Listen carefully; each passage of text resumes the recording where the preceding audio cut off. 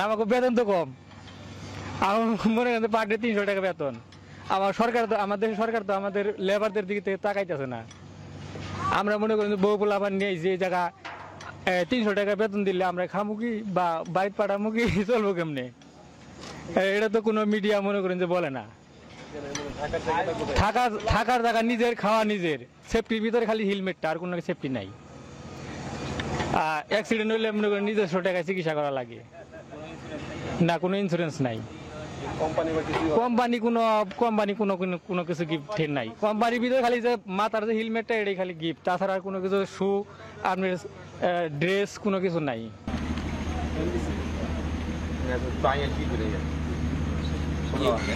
কোনো ছুটি নাই, কোনো সুযোগ সুবিধা নাই, শুক্রবার নাই, শনিবার নাই, সব দিনই কাম। সকাল 7টা আসো, সন্ধ্যা 7টা যাও। এর ভিতরে আধা ঘন্টা আগে যায়, কোনো সাইডে দাও। আর ইটো হলো মনে করেন যে কামের তো ওরা আসে দূরে বই বোঝানো, যে উপরে বই দিচ্ছে ওখানে দূরে, ওরা কাজে করে আসে না, একবার এসে একটু ঘেউ করে যাবো গা, কোনো কথা নাই। না বুঝলে বুঝাই দেবো, হে লোকও নাই। আর ইংলিশ তো বুঝে না, সবল মূর্খ দল, কয়েকটা দলে খালি চাইনা কথা করবো, ইংলিশ তো জানি না, মোটেও জানে না। আর সালে ঘেউ করবো চাইনা বাসায়। আর এই 19-20 হলে পরে মনে করেন যে আর গালাগালি করে, মুখ খারাপ করে গালাগালি করে, যে গালাগালি আমরা তো বুঝি না, এটা তো বুঝি গালাগালি করতে আছে।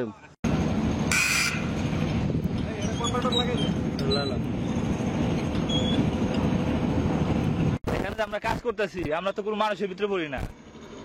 মানে এই যে ওরা হলো বেধর্মী, আমরা নামাজের জন্য গেলে ওরা মানে গালাগালাজ করে, কাটিং করে দেয়, নো নামাজ নো কাজ, নামাজ ম্যান নো কাজ, আল্লাহ হইলে যে আল্লাহ খাওয়া নো কাজ, হাউস স্লিপিং আল্লাহ খাওয়া। তারপরে এই ঈদের একটা দিন, শুক্রবারের দিন যদি কই যে জুম্মার নামাজ পড়ুম, আধা ঘন্টা টাইম যদি বেশি দেই, ওটা দেয় না, কাটিং করে দেয়। আর 30 দিনের মাস হইলেও ওরা ওই 31 দিন মাস হইলেও 30 দিন হাজিরা দেবো, মানে দিন হাজিরা হিসাবে।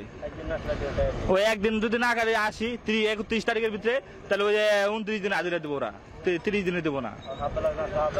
আর হাফ বেলা কাটলে তো ওটা কোনো কথাই নাই, ওরা কোনো টাকাই দেবো না। হাফ বেলা কাজ না করলে হাফ বেলাটা টাকা দেয় না ওরা।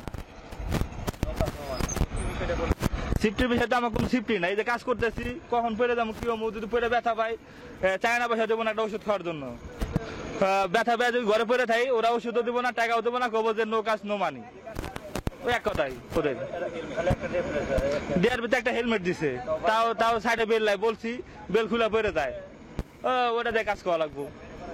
কোনো সিফটি নাই, কোনো জুতা নাই, প্লাস্টিকের জুতা পরে কাজ করবে লাগছে, লোহা লক করবে, বিভিন্ন ঈদ হয়ে ওরা এক পয়সা করে না, হেল্প করে না।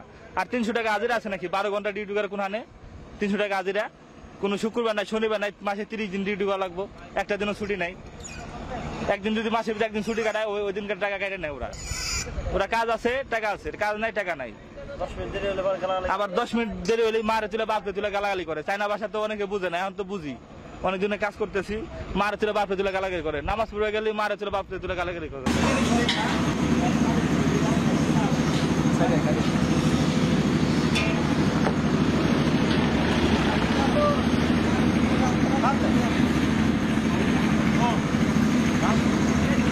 ঈদের দিন একটা নামাজ মুসলমানের সবারই নামাজ পড়া দেয় না, নো নামাজ।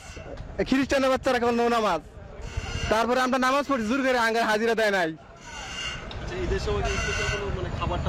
নো কিচ্ছু না, স্পেশাল না তো, আঙ্গার বেতন স্যালারি ঠিক মতো দেয় না, বোনাসও দেয় না, একটাও দেয় নাই। নামাজের কথা কইলে ওই পানি খাওয়ার কোনো প্রসেস নাই। পানি খাইলে 1 কিলোমিটার দূরে থেকে পানি আইনা আমরা পানি খাইতে হয়।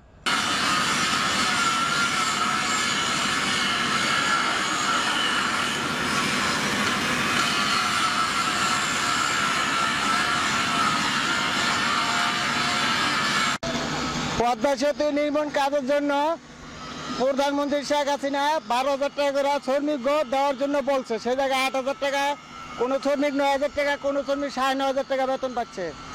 এটার জন্য আমরা সরকারের কাছে আবেদনপত্র জানাচ্ছি। আমার নাম মোহাম্মদ আরিফ হোসেন। এখানে আমি ট্রলার দিয়ে কাজকাম করি, দিন পাট চালাই, ঠিক আছে। তারপরে কাজকাম এইভাবে মানে কাজকাম করছিলাম, কিছুদিন করার পরে কোনো একটু পাইলে মানে সমস্যা হইলে মনে করেন হাত কাটা গেল গা, লগে লগে গো হাউস গো কাটিং, ঠিক আছে। তারপরে এটা বাদ দিয়ে মনে করেন নিজের ট্রলার আছে, এই ট্রলার দিয়ে আর কি এখন চালাইতেছি। যদি 1000 পাই, 1000 পাইলে 1000, যদি 800 পাই 1000, মানে যে সময় যেটা পাই আর কি ওই সময় ওটা দিয়ে চলি। এর লেগে কাজ করি না। অনেকে মনে করেন পলা হয় জায়গা 15 দিন করে কষ্টের ভিতরে রোদের ভিতরে যদি 15,000 টাকা বেতন দেয়, 14,000 টাকা 12,000 টাকা বেতন দিলে একটা চলে, 9,000 টাকা বেতন দেয়, 8,000 টাকা বেতন দেয়, 6,000 টাকা বেতন দেয়। বাকি টাকাগুলা কিছু কিছু কোম্পানি আছে, যেরকম আমার মাধ্যমে 20 জন, আমি একটা লোক, ঠিক আছে, ওরা লোক চাইতেছে, আমাকে 15,000 20,000 টাকা নিতে পারতাছি, ঠিক আছে, কিন্তু ওরা করে কি আমাকে 9,000 টাকা 8,000 টাকা বেতন দেয়, কিন্তু এই টাকাগুলা ওরা খেয়ে ফেলায়। কন্ট্রাক্টে নিয়ে আসে হ্যাঁ হ্যাঁ ওই এজেন্সি বা ওই দালাল হ্যাঁ, ওই লোকগুলা খেয়ে ফেলায়, দালালেরা।